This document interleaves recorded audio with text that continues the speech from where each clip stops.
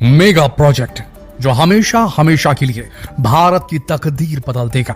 168 billion dollar से भी ज्यादा की लागत, मिनिमम 15,000 किलोमीटर की कैनाल्स यानी कि नहरें, 3,000 रिजर्वायर्स, न जाने कितने हजार डैम्स, 30 मिलियन हेक्टेयर को मिलेगा पानी, 34,000 मेगावाट हाइड्रो पावर जनरेशन।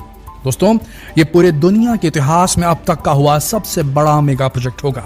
इसके बारे में हम आपको हमारे चैनल पर दूसरी वीडियोस में भी बता चुके हैं। इस प्रोजेक्ट का नाम है नेशनल इंटरलिंकिंग रिवर प्रोजेक्ट।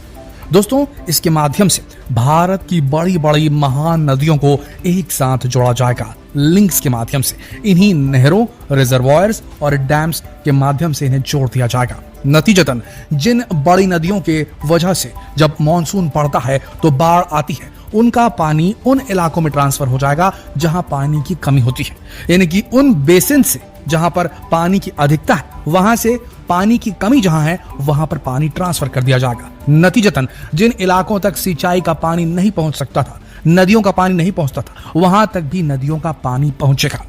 और दोस्तों, इसके सामने बहुत सारी समस्याएं हैं।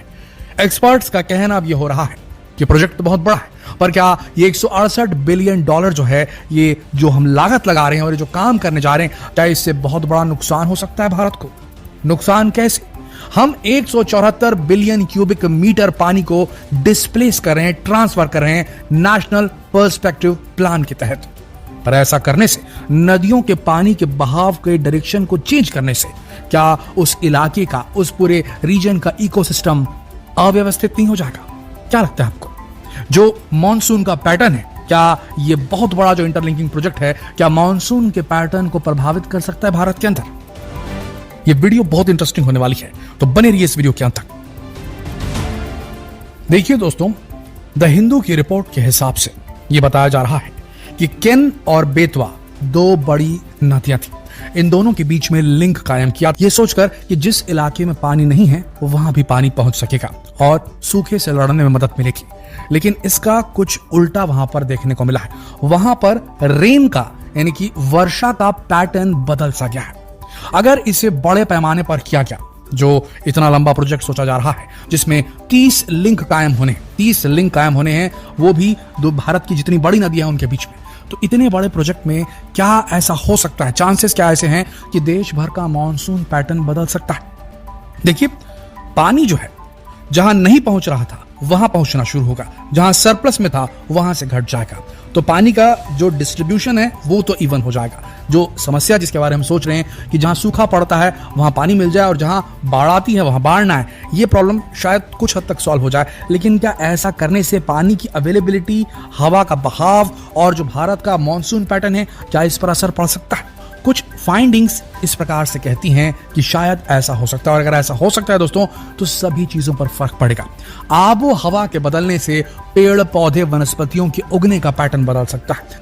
पेड़ पौधों के उगने के पैटर्न पर डिपेंड करता है उस पर रहने वाले जीवों की जिंदगी, और हर एक जीव जो होता है वो दूसरे जीव का खाना बनता जाता है। एक आहार श्रृंखला बनती है, एक फूड चेन बनता है। अगर एक भी इसमें से फैक्टर गायब हुआ, एक्सटिंक्ट हुआ, इस प्रोजेक्ट के तहत अगर ऐसा कुछ हुआ, ये चीजें हटी वहां से, तो मान के चलिए पूरी फूड चेन पर असर पड़ सकता है। और इसके ऊपर गहन अध्ययन चल रहा है। बाकायदा नीरा नाम की एक ऑर्गेनाइजेशन को प्रपोज किया इंडियन गवर्नमेंट ने, जिसका काम होगा कि वो ओवरसी करेगी इस बहुत बड़े प्रोजेक्ट को। और यहाँ पर इकोलॉजिकल सर्वे सबसे महत्वपूर्ण हो जाते हैं दोस्तों।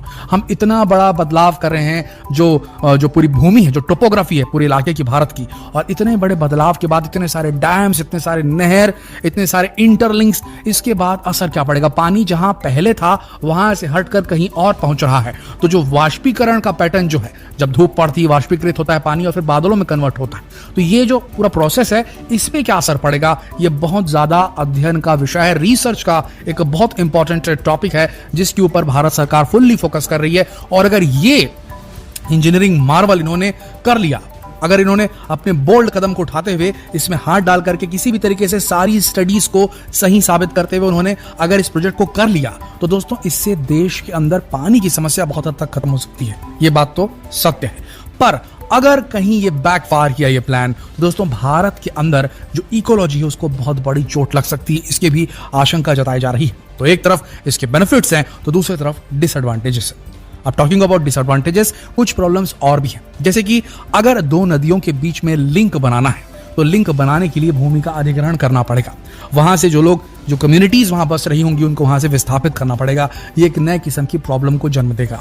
अगर उस भूमि पर पेड़ जंगल पड़ेंगे तो पेड़ों को काटने का काम, ये एक अलग बात होती है। पेड़ों को काटने से कितना नुकसान होता है हम सब जानते हैं। सीधे सीधे जो है पानी का कटाव बढ़ जाता है। अगर पानी बह रहा है कहीं से, उसके कोई नदी है, उसके तटों पर अगर पेड़ लगे हुए हैं तो उसकी जड़ें जो होती हैं वो मिट्टी को बांधे रखती हैं, तो नदी का बहाव जो है मिट्टी को काट नहीं पाता। लेकिन अगर उसी वक्त सारे पेड़ पौधों को काट दिया जाए तो पानी का जो बहाव होता है वो मिट्टी को काटता हुआ नदी को चौड़ा कर सकता है। तो कुल मिलाकर देखा जाए तो जिस प्रकार का ये प्रोजेक्ट है इसमें गहन अध्ययन की जरूरत है और काफी सारे जो नेचुरल बैरियर इसमें सामने नजर आ रहे हैं। बहरहाल बात करें इसके एडवांटेजेस की तो देखिए, अगर ये सक्सेसफुल हो जाता है तो किसी भी तरीके का मौसम का पैटर्न बदलता नहीं है दोस्तों, सब कुछ एकदम सही चलता है। तो आपको बता दें, भारत को तैयार रहना चाहिए एक और हरित क्रांति के लिए, क्योंकि जिन खेती की जमीनों तक पानी नहीं पहुंच रहा था वहां भी जो है अब पानी पहुंचेगा। और सिर्फ खेतों में नहीं पहुंचेगा दोस्तों, इस पानी का इस्तेमाल इंडस्ट्रीज के लिए भी किया जा सकता है, फैक्ट्रीज के लिए भी किया जा सकता है। सबसे बड़ी बात, अगर ये इंटरलिंक बनाया जा रहा है, नदियों को जोड़ा जा रहा है, तो डेफिनेटली वाटर वेज बन रहे हैं और इन वाटर वेज को इनलैंड वाटर ट्रांसपोर्ट, यानी कि इसके ऊपर में बोट चलाकर ट्रांसपोर्ट का माध्यम भी बन सकते हैं ये रिवर वेज, और इससे भी बड़ा मुनाफा कमाया जा सकता है। फैक्ट्री से व्यवसाय बढ़ेगा, ट्रांसपोर्टेशन से व्यापार बढ़ेगा और सबसे बड़ी बात, एग्रीकल्चरल रिवॉल्यूशन दोस्तों, ये एक बहुत बड़ी चीज है। एक नई हरित क्रांति आ सकती है अगर भारत की उन जमीनों पे फसलें लहलाने लगे जहां पहले पानी की कमी की वजह से सूखा पड़ा करता था। तो एक सबसे बड़ा एडवांटेज यहां पर एग्रीकल्चरल रेवोल्यूशन और ट्रेड और व्यापार और मैन्युफैक्चरिंग के सेक्टर में एक बड़ी बढ़त मिलेगी यहां पर। दूसरी चीज इसमें यह होगी कि जॉब क्रिएशन, क्योंकि इंफ्रास्ट्रक्चर डेवलपमेंट हो रहा है, डैम बन रहा है, कैनाल बन रहा है, तो हर प्रकार के स्किल्ड प्रोफेशनल्स हमें लगने वाले हैं यहां पर, जिसमें आपको इंजीनियर्स चाहिए, एनवायरमेंटलिस्ट चाहिए, जिसमें वर्कर्स चाहिए।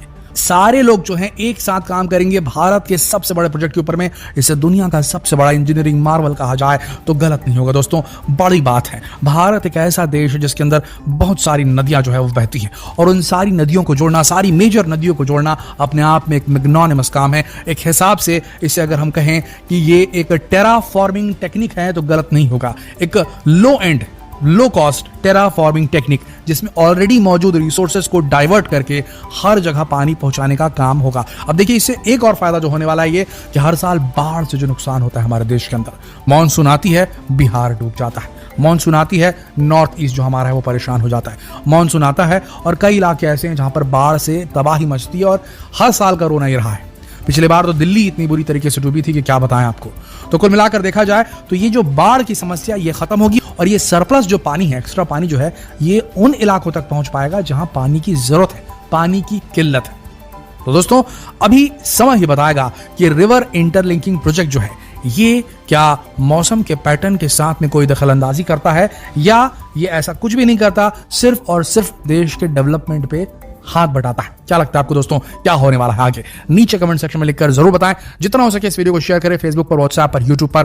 जल्द मिलते हैं आपसे अगले वीडियो में, तब तक के लिए आप सबका इस वीडियो के अंत तक बने रहने के लिए दिल से धन्यवाद।